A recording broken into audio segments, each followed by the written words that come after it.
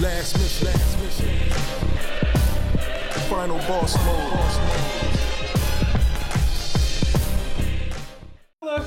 Yes, you know. Or give me my motherfucking money, Jake. Give me my motherfucking money. Yeah. Where obviously, unless you were hiding under a rock, you know, the main event was Jake Paul versus former UFC fighter, MMA fighter, Olympic wrestler, Ben Askren. Yeah, there was a lot to take away. First of all, I mean, just to say this, you know, this event was not like Tyson and Jones. There was off bat. Like, I mean, I already knew it just off the skit. You know, that Jaleel White actually brought back Steve Urkel after like 20 fucking years. 20 years. You know, it almost didn't even look like he aged. Nah, and of course, some things are better left in the past, honestly. and that's one of them. And true, but I mean, at least I did laugh at it. But then, legitimately, obviously, Jaleel White, you know, he's peddling. He got into the cannabis business, so now he's selling his product, Purple Urkel. So hey, you know, on a card like this, it's perfect marketing. You know, we have, you know, one of the biggest potheads in the rap game with Snoop in there. So that already let me know this shit was gold. So this let me know that this card was all about the fuckery. It wasn't gonna be, whereas the Tyson had the fight, the balance of the good fights, the commentary, the straight man, just to make sure that it didn't get too, you know, out of control. But this one, yeah, the fights were the afterward, and they didn't. Not all of them really delivered like that. Yeah, although I think it's ironic that, you know, everybody was like, man, this whole Triller card is an embarrassment, but yet the only person that really was embarrassing on that card was an actual boxer. Yeah, like the fight.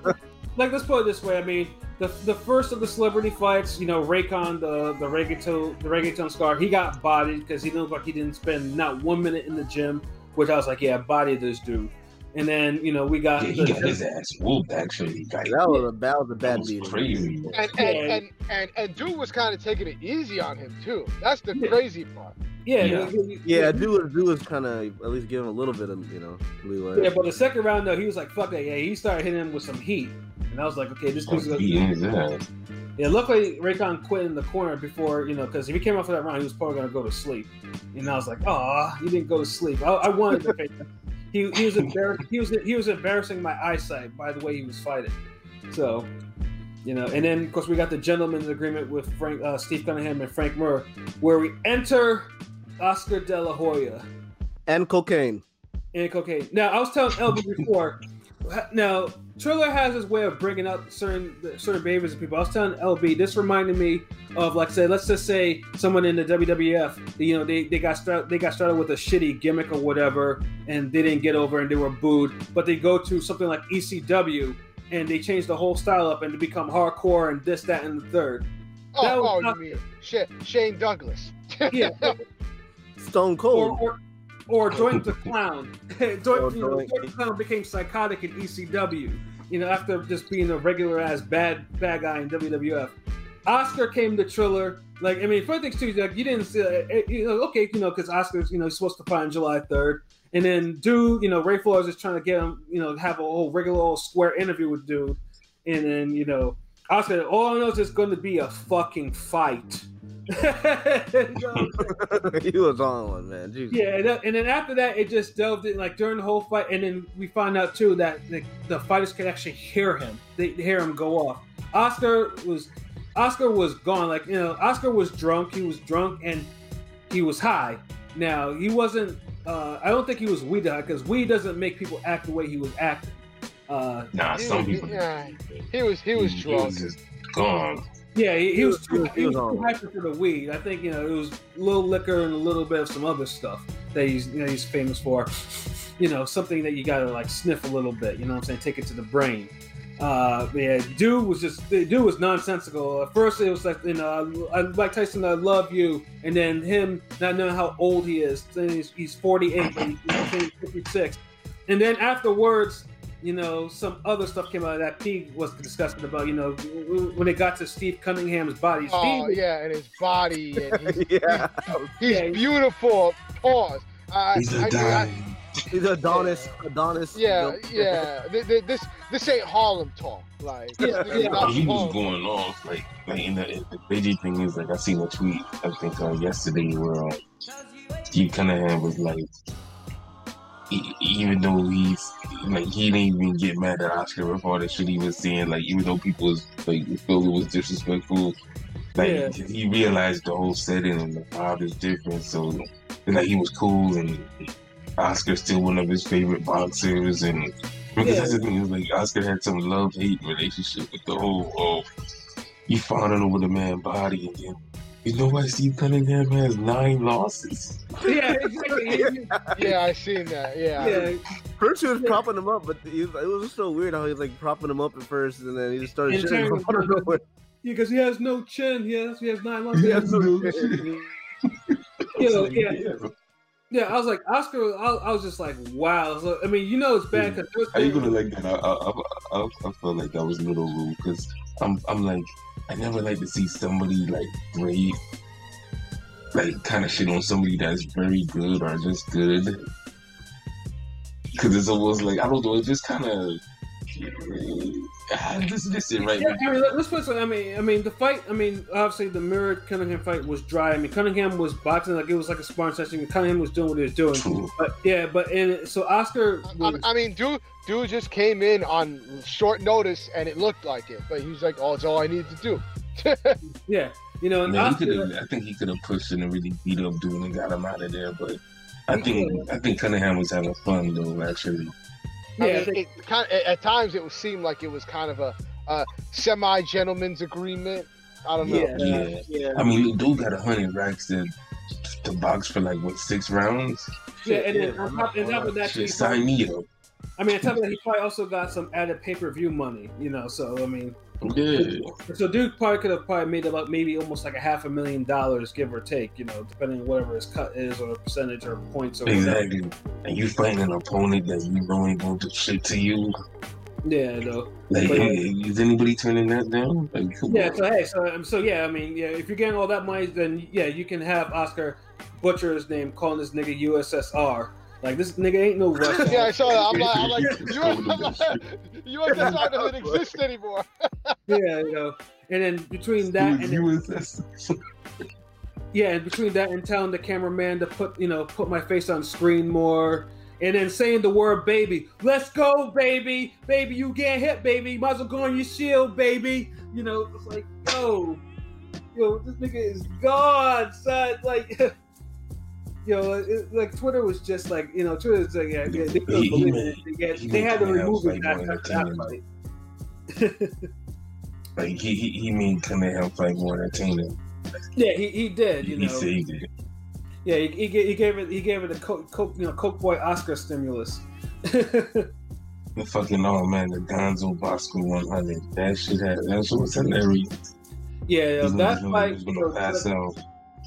Yeah, them niggas was like, they were dying after 3 rounds. Like Snoop was talking about, nah, blood, we gotta, cause we gotta do 4 rounds. And like, tell Grandpa we gotta do 4 rounds. And you see them niggas, they're hanging over the top rope, just like panting like dogs looking for water, nigga. So it's like, they're not gonna. And funny thing is too, is like the way they were swinging at each other, like you wouldn't think it would have. That would have exerted that much energy, but them niggas was not really in condition like that. Like, not one of them. Yeah. Especially Bosco. Bosco was so old and just burnt out, like, out of shape. Like, cause I know Gonzo, like, I'm following on IG, like, I see him at least work out, but, like, Bosco just look like that nigga just wake up. Yeah, dude. He's a hungry man and smoke Newports. Yeah, dude was just looking like a fat ass animal, bro. Like he was just,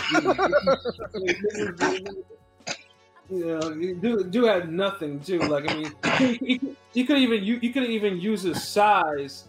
You could even use his size to actually do something. Oh, shout out to Rome, yo, Ring Gang, top 5, Chicago win, yes sir. Was that a Bosco fight on like the undercard? Because I didn't even see that shit, to be honest. Yeah. Oh, word? Nah, I thought it was like on the regular part of the regular card because it just came on. Nah. It was on the undercard. It was on the card main before. Card, yeah, the main card started at 9, but it was on the preliminary because it was before Okay, 9. Yeah, it was on the preview card. Between that and there was It was another like card. right before the main card. Yeah, Yeah, but it was like the undercard. The main card started with Raycon, the reggaeton artist. So everything before that was preliminary. Yeah, it's the there were 2 prelims and then the Bosco Gonzo fight. Yeah, so Yeah, okay, yeah. Like I remember those fights. yeah, and honestly the prelim fights were actually not the Gonzo Bosco fight were actually pretty good, and they were pretty dirty too at that. So yeah, there was some damn rough ass fights, but it was entertaining. yeah, no, I wish they were on the main card because and then of course and as like P said, people were like, yo, this is an embarrassment, this, but the embarrassment was between the fight between the actual boxers. Regis Prograis, Ivan Redcash. I never thought I would see a fighter have their career killed, a pro fighter killed on a Triller card. Yeah. Redcash did it. Like I actually don't ever want to see this dude in there fight again. But even before he, I'm disgusted with dude. Yeah, but Prograis was whooping his ass though. There was no question about that. Prograis was hitting him with some long ass left hands, like hitting him repeatedly. Yeah, Redcash didn't look like he had nothing for that man in there. Like it was just catching work, and then it got to the point where before he he did a little dive before he was auditioning to get an Oscar. Dude was getting ready out of there. He saved himself from getting bodied because that was inevitable. Was going to happen. That was. I mean, he might as well. He might as well have just gotten bodied. I would have respected him more than the actual outcome. The actual outcome. Yeah, because he low key did some shit like some Kermit Cintron jump out the ring type shit. Hell yeah. This was just worse. No, this might be worse than the Cintron shit. No, it is worse than the Cintron shit. It was worse. He still left out on a stretcher. Like come on. A stretcher, really? Like, get your ass out. Yeah, there was no, like he was rolling around. Like, I mean, the cameras clearly saw that he got hit in the body, but he was over there holding his nut. And then they had the female physician actually put her hands down her pants and shit like that. I was like, yo, is she supposed to do that? Like, and this nigga goes out there with his face all red and his stupid colored hair, milking it for all it's worth. Like, it was a disgrace, yo. And even then, oh, go ahead. He deserves a Razzie for this, the Golden Raspberry Award for the worst acting ever. He deserves one for that. Was that the same fight? Was that the same fight where Al Bernstein was having a drink with everybody in the commentary? That was a lot of fucking going on. Yeah, I was definitely gonna go into that. Like after we finished with this, I was gonna go more into the fuckery part, like the commentary, because there was some fuckery in that shit. But yeah, but then even then, like they were like they decided that it was a technical decision. When clearly it was a body shot. It wasn't a foul that ended the fight, because it wasn't like even then he was given 5 minutes too. Like okay, 5 minutes, and this motherfucker was still wrong. Like no, unless your balls ruptured, like you get your ass up and fight, bro. Like and even in this case, he clearly didn't get hit in the balls. And so it's just like, yo, get your ass up and fight. Dude was still wrong because he wanted out. He sucker shit. Like that was his way out. He deserved that opportunity. I'm glad they gave Regis the turned around, made it a knockout as they should have pretty quick. Yeah, the Georgia Commission, they reversed it. So yeah, it's a TKO 6th round win for Prograis, and that is the way it should. So yeah, Redcash. Yeah, like honestly, you can go back to Al and be on the undercard. Like I don't ever want to see you on TV again, bro. Nah, he don't. Yeah, put him on the undercard. Yeah, you don't even put him on the Fox Sports 1. Yeah, I don't want to see him on any channel. Put him on fucking Nickelodeon, like. You know what I'm saying? But yeah, on bum fights. Like, I don't even want to see him on a World Star fight. You know what I'm saying? Like, yeah, dude is done. Dude's dead to me now. Like, he's had all his chances. First is the biting shit with Danny Garcia, and now it's this shit. It's like, nah, you're not mentally strong. Like, this is the best you could have did with your fucking Devin Alexander. Yeah, I'm saying, like, You know, it was fucking ridiculous. But yeah, Pilot Bull, what'd you say about the commentary? Like I said, the commentary they went all the way left with the fuckery. Like, there was constant references to weed and alcohol. Like, Ray Flores couldn't wait to indulge in the fuckery, bro. Like, dude came on there. He was on there. It was like, Snoop, I want to join you in your free room. And I would have never guessed him or Coppinger to, start swearing. Like they're like fucking 8th graders outside their parents' house. Yeah, I was telling LB, like, Coppinger just started swearing like he just learned some words and was just eager to use them. Yeah. Coppinger was so cringeworthy. Like, I don't want to hear him talk. Yeah, and Flores too. Flores was like, he got in there, he was excited, amped, and started F this, F that, fuck this. Like he was excited. He was like, yeah. Yo, these dudes couldn't help it. Like, honestly, what it is, it felt like a bunch of nerds finally got welcome to the cool table.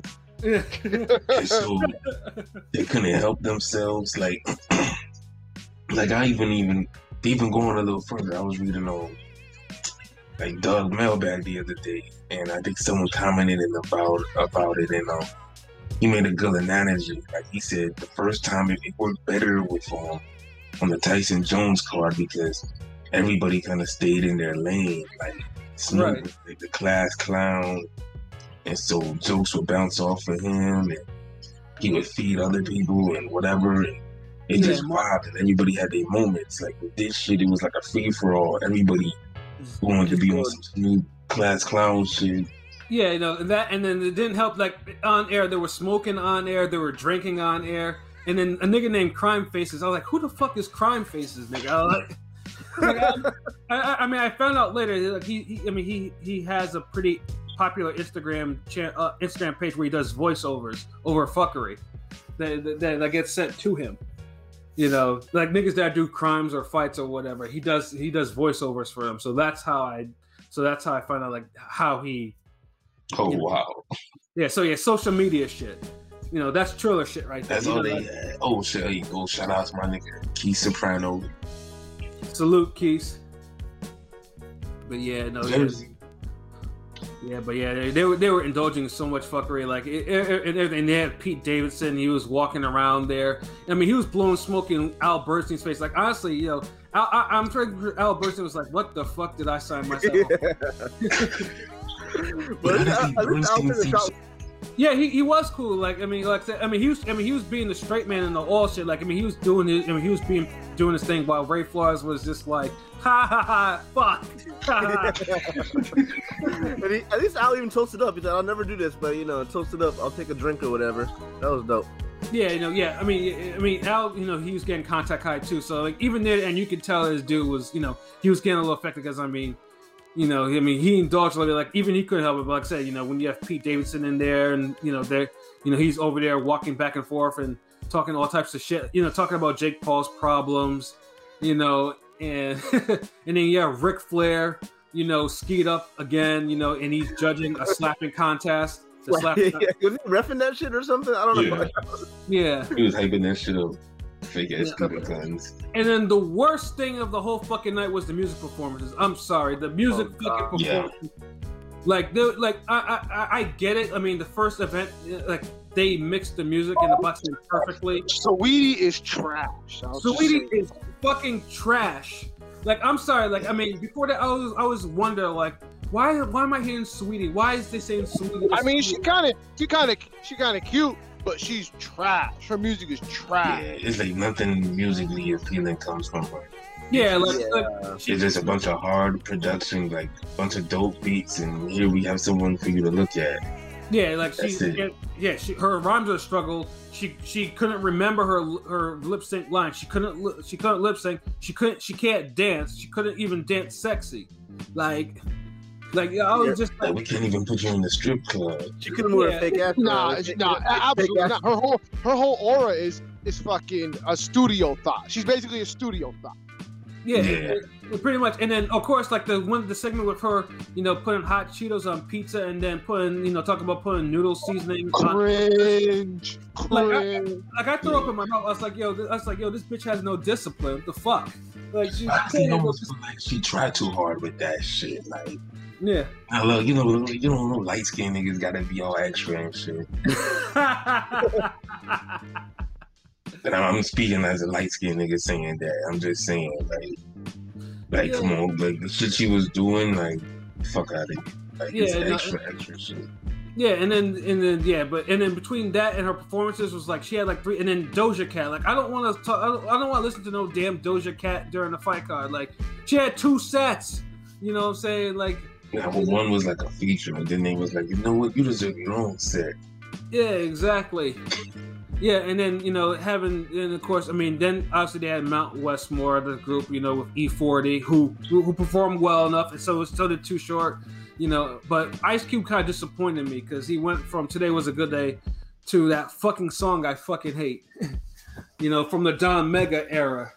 You could do it. I mean, he just had like bad song choices. Like Today Was a Good Day is not the type of song for that vibe. Yeah, no, it's just like we be clubbing or some shit. Like he'd shut shit down if he done bust out We Be Clubbing. Yeah, and then Snoop obviously because I mean he either performed shit from Doggy Style or his Neptune hits, one or the other, So that's status quo for him, you know what I'm saying? But it was just like them pouring, and then Justin Bieber of all, but like niggas who watch the shit. Niggas don't want to watch no damn Justin Bieber. Yeah. That was a smoke break. That's all that was. That was a drink break. Get a sandwich break. Take a piss. Get. Yeah, that was me going to my party to get another vanilla porter out my fridge break. And then in the background when I'm getting, I can hear, "How y'all doing?" No response. This nigga talking about chill up, big. Nah, Doja Cat whack as fuck. Nah, nigga. I'm sorry, bro. Like, nah. Is she mentally off too? I seen them videos that she be doing with them incels. I know she's up to. Yeah. Something's off about her. I mean, it's like my nigga Nas said, unapologetically black, the opposite of Doja Cat. Yeah, exactly. Yeah, Doja Cat. E40 rap like he gargling water.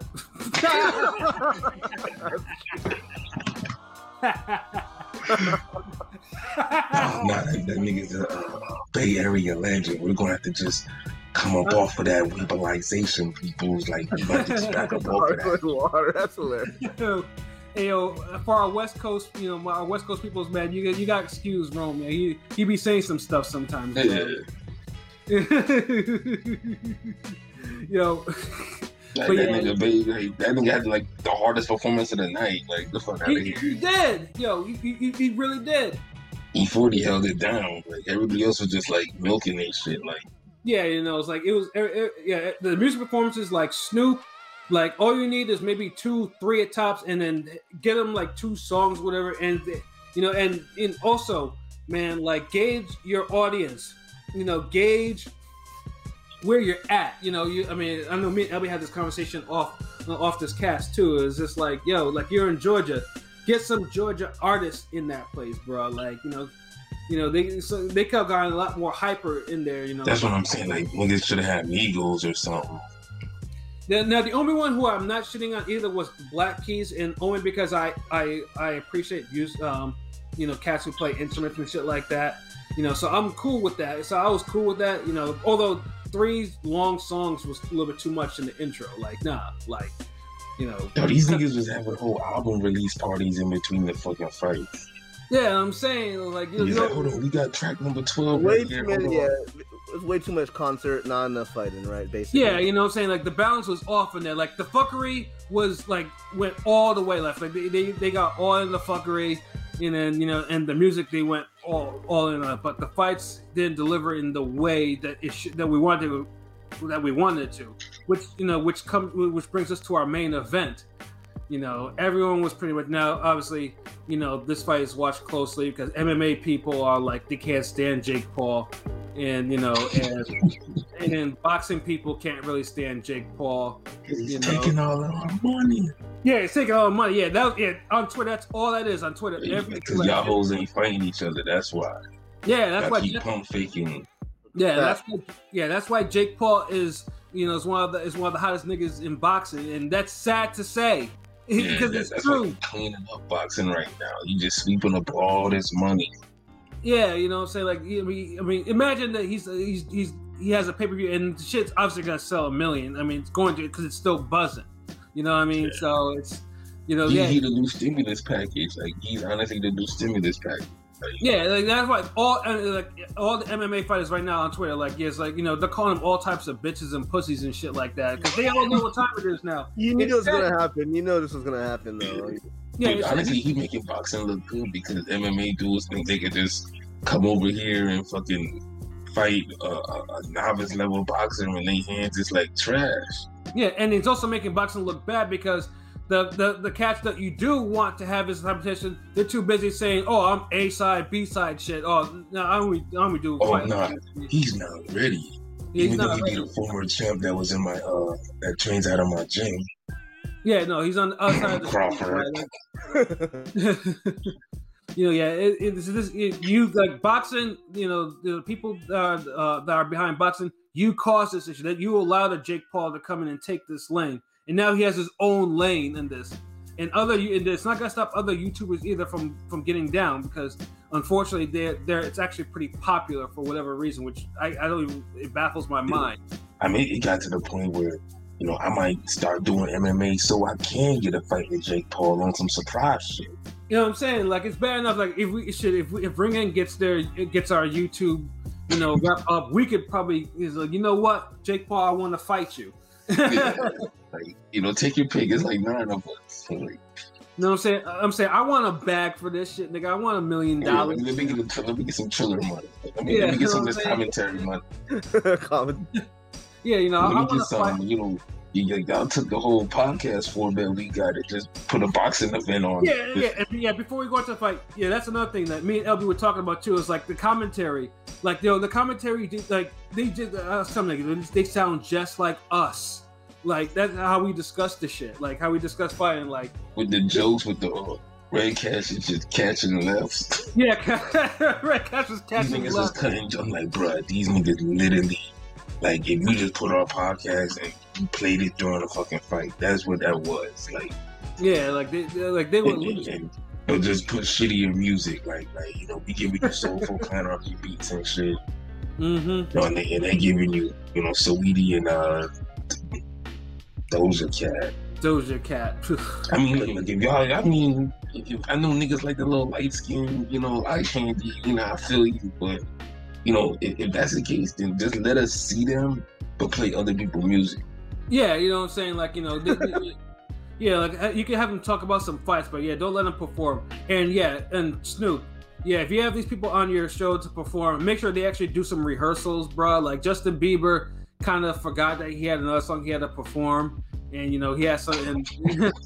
Yeah, and then the production was also off too. Like on the Tyson Jones one, the production was handled by people who used to do HBO boxing, so it was all professional. In this shit right here, like the zooming was out of fucking control. Like, like we. That shit was fucking annoying. That shit was really fucking annoying. Like the camera angles, and like they were fucking everything up. Yeah, they were. It was a real ambitious production. Yeah, like it looked like they just got some college students to do this shit. But that's the thing. That's the trick bag because they fucking, you know, like they fucking doing everything on some bullshit college level production, you know, junior prom, you know, tryout shit, and it's like they probably go make like $1 million pay-per-views and everybody was satisfied. Yeah, and of course they're definitely satisfied by the main event. The main event, obviously, you know, Jake Paul, Ben Askren, and like immediately you could tell that Ben Askren, you know, was, you know, he was gonna get his ass laid out. Like he had nothing. Like nothing at all. Another prediction. Yeah. Although this one was super easy, I take joy in it, but not too much joy, but joy nonetheless. Yeah, and then you heard all the shit because, you know, the MMA people was like, well, the only time he was killed because he took a flying knee from Masvidal. You know? Lord.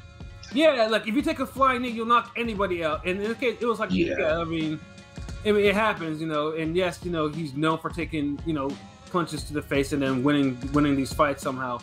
But all it took was one perfectly thrown right hand after he flicked the jab out. You know, that's all it took. And dude fell and he fell and bounced. Yeah, like people were trying to say this is a work. No, that's not a work. It's not fucking staged because they don't understand fucking boxing. Like, well, this guy took so many punches in MMA. It's because those MMA fighters can't punch like that. Like, but they got the little tiny baby gloves. Yeah, no, like I mean, a lot of times those niggas don't even be balling up their fists in those punches sometimes. Yeah, you know what I'm saying? Get the fuck out of here! They don't even turn over their hands. Like, niggas be taking those little slap box punches in MMA and shit. Like, you see even the bare knuckle fights, they even punch harder than that. Yeah, and it was clear too. Like, you know, and Jake Paul, it was textbook. Jake flicked the jab out. You know, give him something to look at.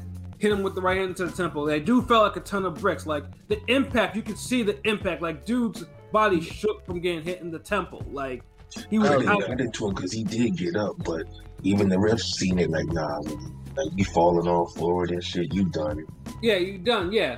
And then people were trying to say, oh no, it's all work because you know he got, because got up. Yeah, no. Because he left the ring smiling and shit. Like, nah. Like, I mean, if he was smiling, he was probably still in cloud 9, nigga. So it's like, yeah, I wouldn't be surprised if he had a concussion the way he fell and got hit. Yeah, you know, like the first damn clean, like real punch. Like, come on, like MMA do better. Yeah, get out here. Like, that. I mean, that's your representative. Like, I mean, anyone who seems like know that striking wasn't his thing. So you surprised that he got laid out by a punch? Like boxing just gonna keep taking your money, like from the damn McGregor and Floyd fight to every time y'all have a Jake Paul challenger for us. Yeah, that's exactly because you be right there, like, y'all take your money. Yeah, so y'all need to be y'all need to know your weaknesses. And I said it before, MMA, I love MMA, but the striking game, there's not a lot of elite strikers at the with their hands. There's not. And the few could still get their asses whooped. Boxing is just the learning curve on boxing is just too high, man. I'm telling you. Yeah.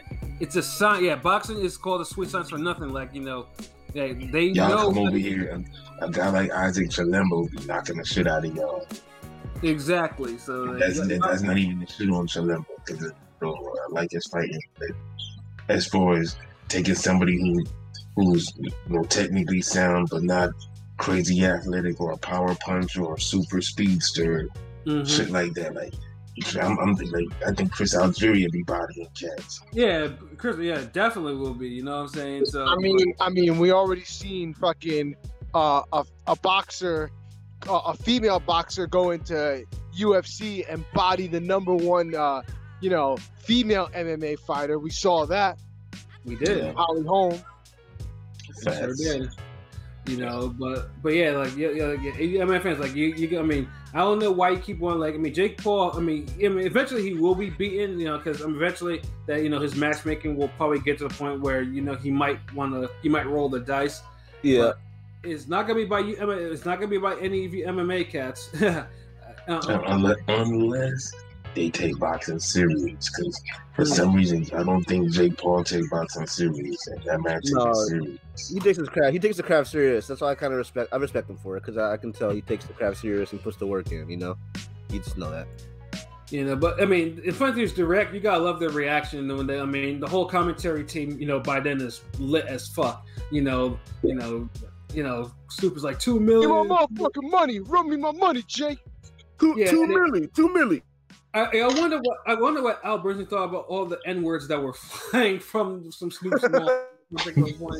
Because they honestly know, like, when they keep it real, like that's honestly how most people watch and enjoy boxing and fights. Like America has really gotten away from like the boxing fight atmosphere, like fight parties and events. It's I mean, that's the appeal of Snoop. Because I'm not gonna lie, I'm a snooty, snobby person, in the fact that like I like commentary, like I like my commentary to be like official, like to like feel like they know what they're talking about. Most people just want commentary for like they like Snoop because he's like them, it's barbershop talk. He's Uncle Snoop. Yeah, exactly. Yeah, I mean, I feel you. This is the thing. I'm so like commentary for the most part in all the boxing has been mid to like trash for like a long time. So I'm really kind of over commentary. Like if it's average or if it's at least average, I'm happy. I'm good.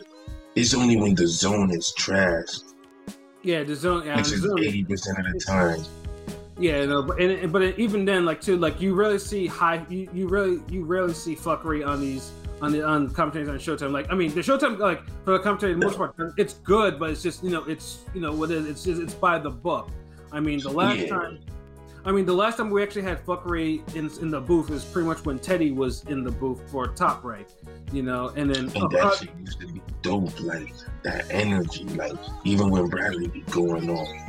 Like, people like to see that shit. Like, yeah, I mean, speaking of Bradley, Bradley in on the pocket horn, that was fuckery. That was rare fuckery that you've seen in the announce booth between Teddy Atlas and him, like, because they were clearly even on the good fights, like Bradley on the Zepeda fight and Brian check. Bradley be having comments every so often that be cracking me up, saying last fight he said something about dude's face look like dog meat. I don't know, they can be funny sometimes. Yeah, and like I say, even Ray Flores is like the play-by-play guy for PBC and obviously, but of course, like I said, he goes to Triller and dude wiles out immediately because he couldn't wait. The commentary is missing. Commentary is missing passion. Mm-hmm. That's really what it comes down to. And honestly, it trickles down not just like on not just on the platforms, but also on like YouTube platforms. Like niggas don't want to be passionate. Like they pick a stance and it's like kind of hard line. You know what I mean? It's just like and it's not entertaining. Like it's like no personality. None of that shit is dry. Shit like that. But it's missing. That's what it's missing. Like just passionate. Like people, if you like boxing, just passionate about it. Like talk about it. And being able to show off your knowledge at the same time, and that's you can be happy when the fight is good. You can be mad when the fight is trash. Like passion's like everybody's trying to be on their best behavior and give you some professional product. Like be honest. Like bring back the damn snide ass Larry Merchant comments. You trying to bullshit us in the interview. Like you bring back that feeling, man. Like, and Triller just is keeping it real. Like remember the last podcast I told niggas, I was like, this event ain't gonna be as good as the last one. Like I specifically said that. I was like, they're gonna be fans. Yeah. Overall, the event is not gonna be as good, but you'll be entertained. And that's what it was. It went on too long. Yeah, it went on too long. Yeah, and I think, and now I think the real test now, because I think they went into different directions for these cards. Is obviously Teofimo's card is next in June, so we're and obviously I think it's probably gonna be more boxing related. I don't think they're gonna put any real fuckery fights. They won't go OD on it. I don't think, but they're never gonna recreate that magic of the. Well, I mean, we'll see though. I mean, because like I said, this one's gonna be more. We'll see. Like they know they're on to something. People like that atmosphere. Like America's the only one that doesn't do that shit. Well, this will be the first main event, with an actual boxing title on the line, right? So we'll see. Hopefully, yeah, it's an actual title. So yeah, I mean, we'll see. Because obviously, because like I said, I think they cater to different types of audience, because Tyson and Jones was catering to people who are nostalgic for the old days, like that's what sold. It catered to everybody. Yeah, but because obviously, because they know the people that watch Tyson and Jones in their day don't necessarily want to see all that. You had two types of people buying it. Like, see, we just programmed sad to say isn't a strong enough name to co-headline a fight with Jake Paul. Mm-hmm. Like you needed. Like I seen a Broner post where he was talking about like he want his next fight on Triller. Bro, do you think they made it available? You don't think so? No, probably not. Yeah, I mean Amanda Serrano wants her fight on. Like, fighters actually know. Like, I mean, they recognize the brand. Exactly. Broner on a Triller card, and you put Jake Paul on there too. Dog. They might. Print money. Yeah, they might sell 2 fucking million, like legitimately sell 2 million. You know what I'm saying? So in that, but yeah, I mean, like I said, I mean, Triller has an appeal, has a place, but like I said, you know, for this card, you know, the audience was clearly, you know, it was Jake Paul's at some point, so yeah, so they went the fuckery route. So obviously, we're gonna see for sure, you know, what they learned from the second card and see how they apply it to Teofimo and George Kambosos for that card in June. I think they might dial it back, but when it comes to Jake Paul events, like it might be one of those things where you play it by ear each event. Like some cards you might want to dial it back a little. Some cards you're like, nah, fuckery. Yeah, fuckery. Yeah. So yeah, I mean this one. I mean so far, like I said, I mean it doesn't have any YouTube fighters on there. I mean they got Holyfield and Kevin McBride, and oh god. So I mean it's boxing. It's as boxing as it gets. It just. You know, yeah. You might want to ask for some YouTube cards, YouTube fights on that card. Yeah. But like niggas is really hyping that up. Like, yeah. So, but yeah, no. But I mean, yeah. I mean, it was entertaining for what it was. I mean, like I said, it was very like some of the older guard of it didn't like it. Some of the new people, like the other fighters, loved it. I mean, it's a mixed bag. You know, like I said, I mean, it basically, but you have to get what Triller is doing. But Triller is actually doing something that other Top Rank isn't doing, that PBC isn't doing, that Matchroom isn't doing, that Golden Boy isn't doing. You know, it's bringing attention to boxing. It's pretty much the most mainstream that attention that boxing has got so far. I mean, because look, if Triller took the Zone's approach and did streaming and had their own network, and they had their own fighters and shit. And they ran events like this all the time, like on a monthly basis, where they're like, okay, the first month we'll have Jake Paul so and so, second month we'll have, and you pick a different location each time, bro. They could run the game, they'll run boxing. Think about it as Ring City card, but Trillerized. Yeah, I mean, right now, Triller already made. Right now, they actually bought that Fight TV, like all the intellectual property. So, I mean, Fight TV, the website, that's theirs now. You know, they've been using them as like their third party, but now they own it. So I know some of the plans that they might be doing is like obviously they might get in the pro wrestling game. They might start doing some shit with that, and they have the shit with boxing and then social media. Like, I think Triller has some sort of plan in store. Yeah. So, but I think the boxing shit is just more or less just whatever they can get. Because, like I said, right now they're not signing fighters. That's not their thing. I mean, all they're doing is they're signing people who are buzzing in some form. So in this case, like I said, that's how they got Teofimo Lopez and all you gotta do is just keep making dope events. Like and then PBC and then TR will look at it and be like, be like, yeah, you know what, that's what we need to do. Now, and fun thing is, PBC, Al Heyman has a music background, so I don't know what's stopping him from doing what Triller's doing. You know what I'm saying? You know, and that whole concert vibe shit works, bro. Like I've experienced it myself, so Triller just making it doper, like, and when the whole COVID shit get lifted and everything's back to kind of normal, like in 2022. Yeah. Or 2023. Triller, if they still around, they're gonna have like the craziest live. Yeah, especially. Like, it's gonna be the shit to go to. You're gonna be like, man, niggas gonna be begging to go to Jake Paul fights. Yeah, y'all think Triller lasting for the long haul? I mean, not no flash in the pan. This will be around for a couple. Years. It's too early to say, but right now they're betting on 1,000 right now. I mean, they haven't. Yeah. I mean, like they're two boxing events. Obviously, they're buzzing and they're gonna sell. So I mean, 2 for 2. I think it's here to stay, like at least for a while. Kind of like OnlyFans. Like it may peak, it will be here. You know what I'm saying? So yeah, I mean, the long run, I'm not sure. The short short run, yes, they're going to be around for a little bit longer. And it's going to be interesting. Like I said, I mean, as long as they have a licensed promoter that can bet on, that can win bids on fights, they're going to be. Like I said, that's what they're going to do. Like someone has a boxing brain at Twitter. I said Triller. So I mean, yeah, we'll have to see. But like I said, I mean, the event was what it was. I mean, some people liked it, some people hated it, some people were in the middle of it, but it got you talking. That's what boxing needs, and that's the type of stimulus that boxing needs right now, especially in these times. So. Yeah, we'll see what happens, with Teofimo Lopez and George Kambosos on June 5th. So yeah, we have just one preview left.